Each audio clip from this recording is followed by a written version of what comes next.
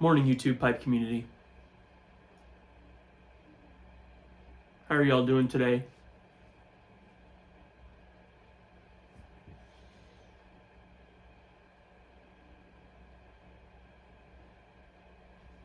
It's been another week full of ups and downs and ups, but we're all here. And man, is it cold. I know a lot of us in the United States, we're in a big snowstorm right now, big winter storm. In Chicago, we don't have snow just yet, but man, has it been cold. And I mean cold. Yesterday, the wind chill was negative 35. Today, I'm not sure if it's supposed to be much better. Tonight, we're supposed to get a few inches of snow. So, I'm just hunkered down with my family in my house. Currently hunkered down in my study.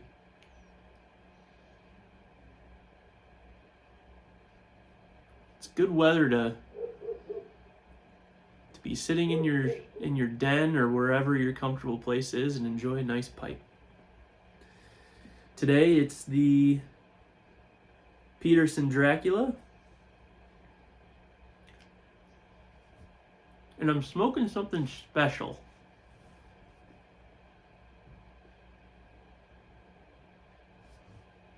Something special.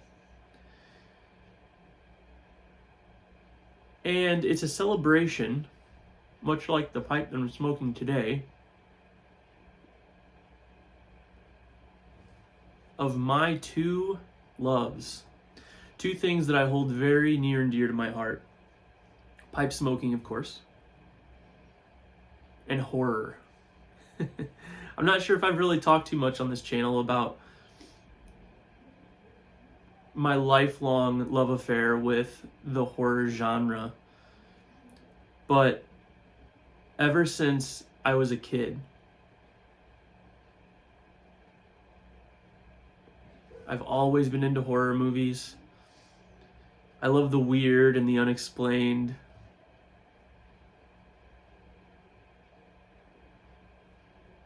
I'm a huge fan of Stephen King, Edgar Allan Poe, some of the more modern horror writers like Stephen Graham Jones or Bram.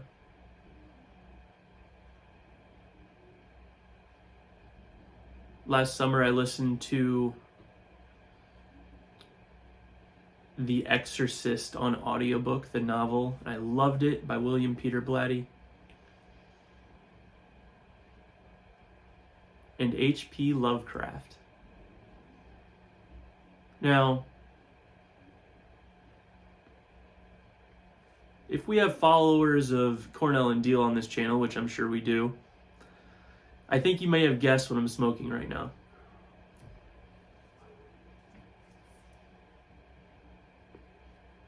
From Beyond.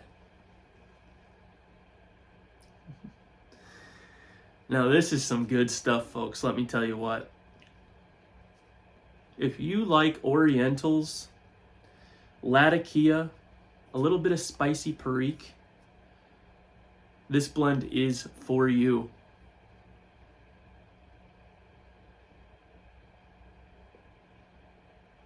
Last Saturday, I was at the Chicagoland Pipe Collectors Club monthly meeting, and I ran into the Peterson Piper there. So shout out to Peterson Piper. It was good to see you, buddy.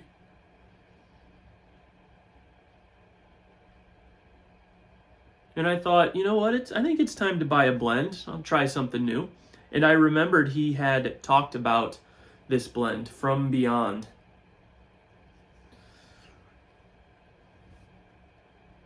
And the Lovecraftian series that Cornell and Diehl have put out have always, spoken to me, because I do love horror. and I've loved H.P. Lovecraft since high school. So I wanted to check this out, if not only for the tin art. Like, I figured it would be good because I love Cornell and Diehl. I saw this was in English with a bunch of Orientals. So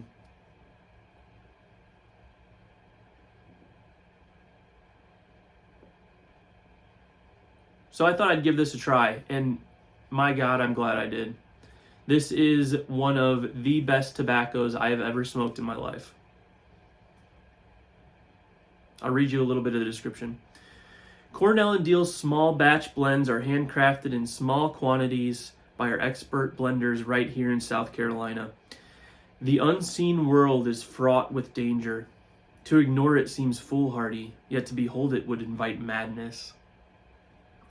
This decadent blend of heirloom Latakia, matured Virginias, aged Orientals, and pure St. James Perique will open your mind to infinite possibilities. Will you turn a blind eye, or will you embrace the beyond?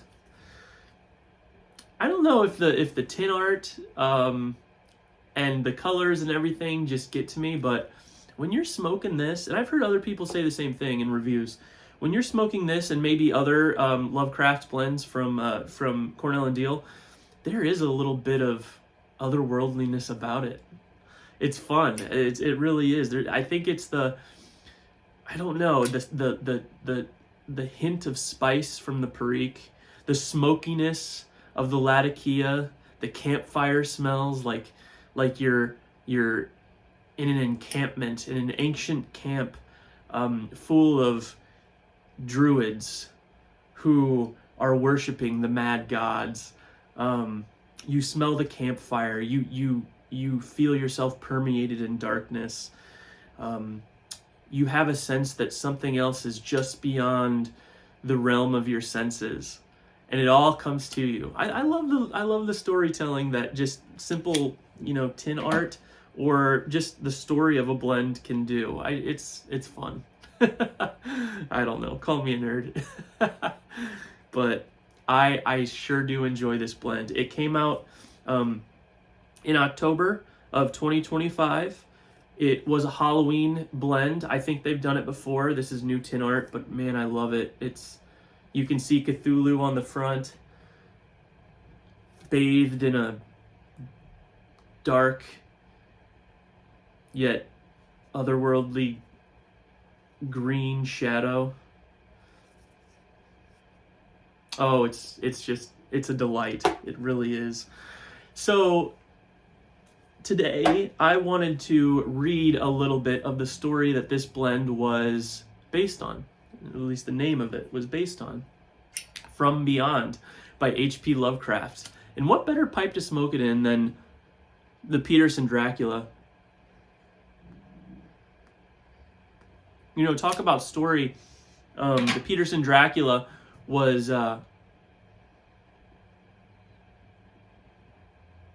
put into production to commemorate the death of Bram Stoker, one of the classic horror authors.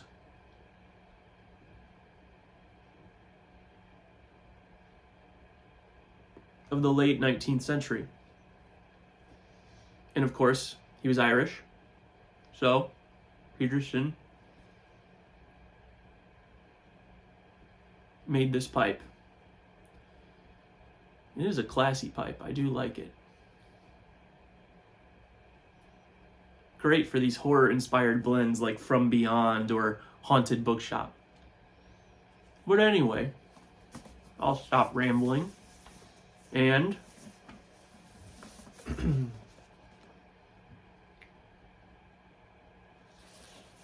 we will get to H.P. Lovecraft. Now, if any of you are feeling like you're losing your sanity, if any of you are feeling like you're becoming mad and that you're jumping out of your skin, or if you look in the corner of your room while I'm reading this and you notice a shadow out of the corner of your eye, it's okay. It's just the ancient ones coming to say hello. Okay, so I'm gonna read just some excerpts This is a short story, as most of H.P. Lovecraft's books were.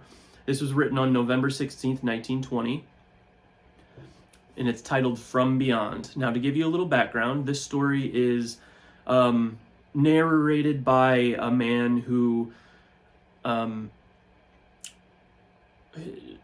was a friend of a scientist who kind of holed up in his attic to study science and philosophy, and he had failed before, but this story focuses on when he actually succeeded. His goal was to make this machine that would help people see beyond the realm of our senses, to trigger our pineal gland to be able to see everything that we see as open space, but what is truly another realm of being.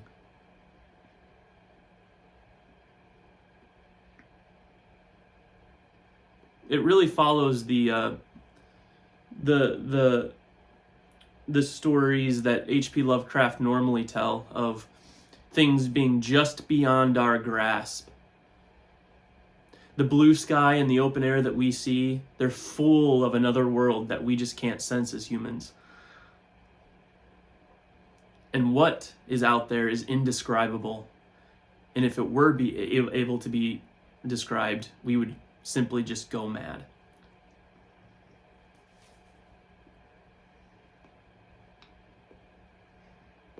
So here we go.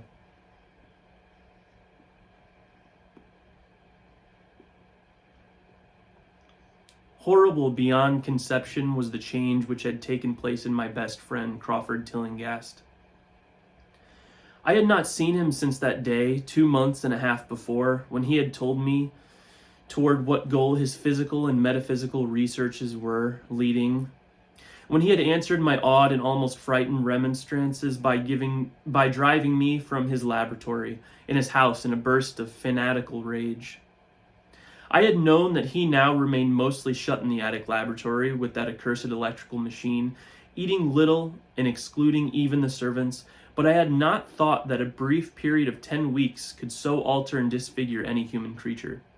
It is not pleasant to see a stout man suddenly grown thin, and it is even worse when the baggy skin becomes yellowed or grayed, the eyes sunken, circled, and uncannily glowing, the forehead veined and corrugated, and the hands tremulous and twitching. And if added to that, there be a repellent unkemptness, a wild disorder of dress, a bushiness of dark hair white at the roots, an unchecked growth of pure white beard on a face once clean shaven, the cumulative effect is quite shocking. But such was the aspect of Crawford Tillinghast on the night his half-coherent message brought me to his door after my weeks of exile. Such the specter that trembled as it admitted me, candle in hand, and glanced furtively over its shoulder, as if fearful of unseen things, in the ancient, lonely house set back from the benevolent street. That Crawford Tillinghast should ever have studied science and philosophy was a mistake. These things should be left to the frigid and impersonal investigator, for they offer two equally tragic alternatives to the man of feeling and action. Despair if he fail in his quest, and terrors unutterable and unimaginable if he succeeded. Tillinghast had once been the prey of failure, solitary and melancholy, but now I knew, with nauseating fear of my own, that he was the prey of success. I had indeed warned him 10 weeks before when he burst forth with his tale of what he felt himself about to discover. He had been flushed and excited then, talking in a high and unnatural, though always pedantic voice.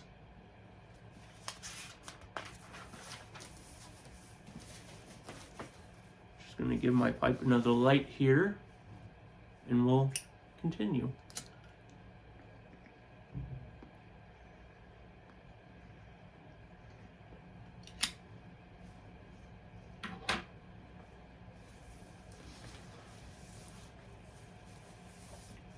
So the narrator shows up at Tillinghast's apartment, and things are awry. As the narrator has said, he comes to the door, and Tillinghast has a sunken face with a big bushy growth of beard. He looks like a gargoyle. His features are pointed, and his humanity seems broken.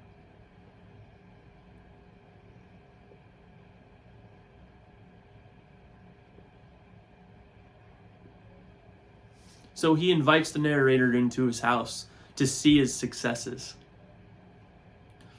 The narrator is just completely uncomfortable when he walks in. The servants are no longer there. The electricity in the house is all turned off. It's just dark and cavernous. We entered the laboratory in the attic, and I observed that detestable electric machine glowing with a sickly, sinister, violent luminosity. It was connected with a powerful chemical battery, but seemed to be receiving no current, for I recalled that in its experimental stage it had sputtered and purred when in action. In reply to my question, Tillinghast mumbled that his permanent glow was not electrical in any sense that I could understand. He now seated me near the machine,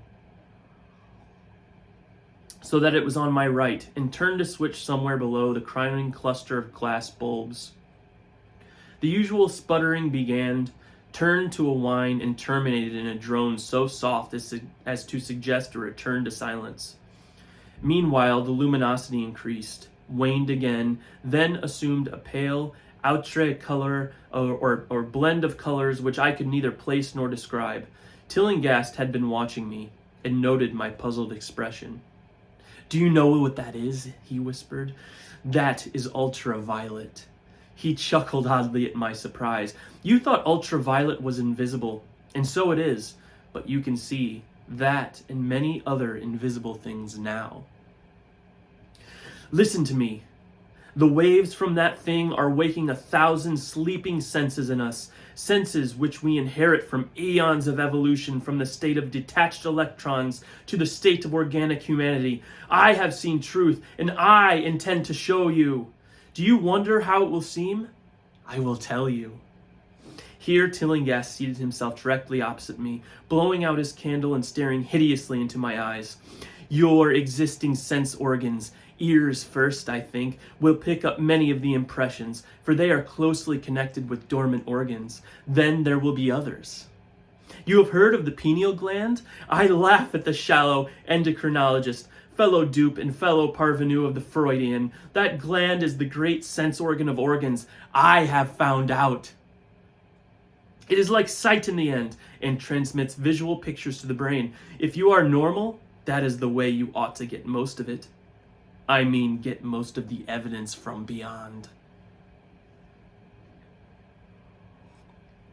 I looked about the immense attic room with the sloping south wall, dimly lit by rays which the everyday eye cannot see.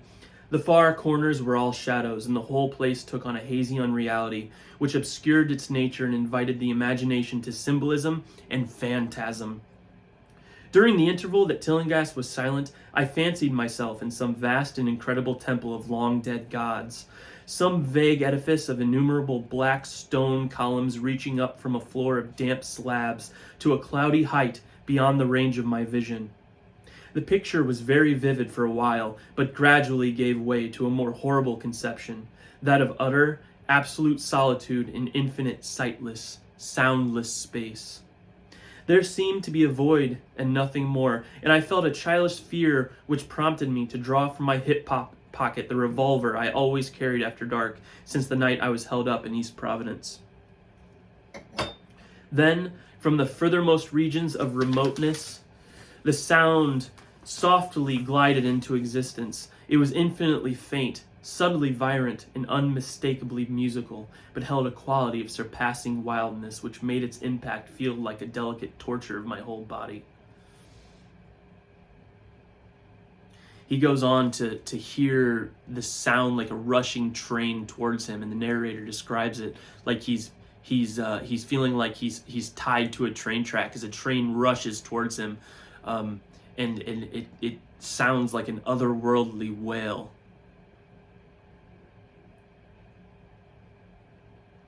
Tillinghast says, "Don't move," he cautioned, "for in these rays we are able to be seen as well as to see. I told you the servants left, but I didn't tell you how. It was that thick-witted housekeeper. She turned on the lights downstairs after I'd warned her not to, and the wires picked up sympathetic vibrations.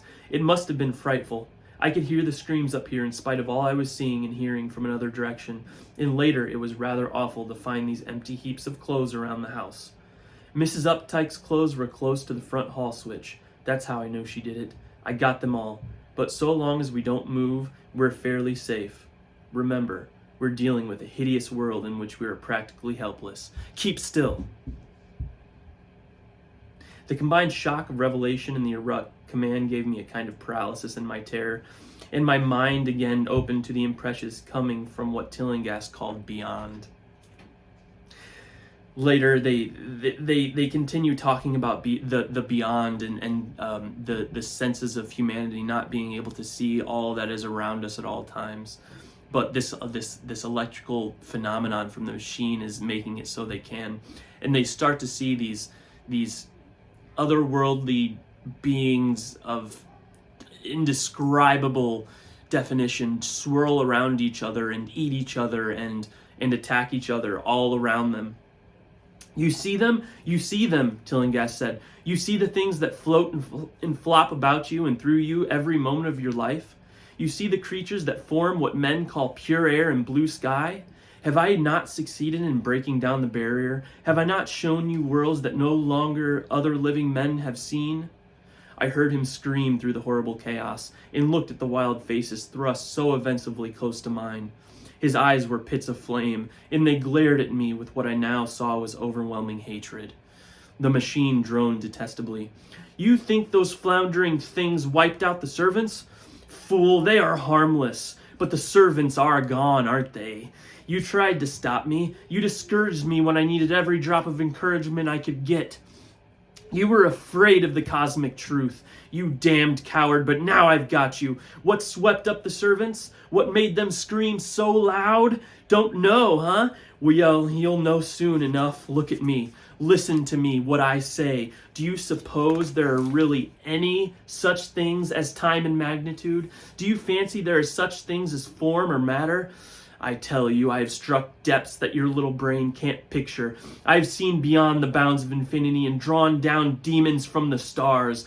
I have harnessed the shadows that stride from world to world to sow death and madness. Space belongs to me, do you hear? These things are hunting me now, the things that devour and dissolve, but I know how to elude them. It is you they will get as they got the servants. Stirring, dear sir? I told you it was dangerous to move. I have saved you so far by telling you to keep still, saved you to see more sights and to listen to me. If you had moved, they would have been at you long ago. Don't worry. They won't hurt you. They didn't hurt the servants. It was seeing that made the poor devil scream so. My pets are not pretty, for they come out of places where aesthetic standards are very different. Disintegration is quite painless, I assure you, but I want you to see them. I almost saw them, but I knew how to stop. You? You are not curious? I always knew you were no scientist. Trembling, eh? Trembling with anxiety to see the ultimate things I discovered, these beings. Why don't you move then? Tired? Well, don't worry, my friend, for they are coming. Look, look, curse you, look! It's just over your left shoulder! What remains to be told is very brief, and may be familiar to you from the newspaper accounts. The police heard a shot in the old Tillinghast house and found us there, Tillinghast dead and me unconscious. They arrested me because the revolver was in my hand, but released me in 3 hours after they found it was apoplexy which had finished Tillinghast, and saw that my shot had been directed at the noxious machine which now lay hopelessly shattered on the laboratory floor. I did not tell very much of what I had seen, for I feared the coroner would be skeptical, but from the evasive outline I did give, the doctor told me that I had undoubtedly been hypnotized by the vindictive and homicidal madman. I wish I could believe that, doctor. It would help my shaky nerves if I could dismiss that I now have to think of the air and the sky above and around me. I never feel alone or uncomfortable or comfortable. An hideous sense of pursuit sometimes comes chillingly on me when I'm weary. What prevents me from believing the doctor is this one simple fact. The police never found the bodies of those servants whom they saw Crawford Tillinghast murdered. The legendary H.P. Lovecraft. From Beyond.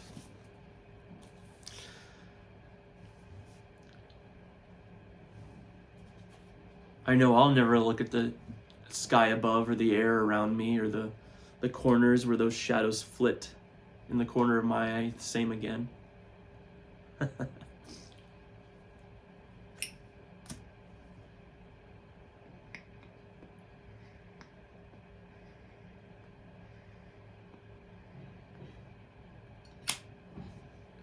To close,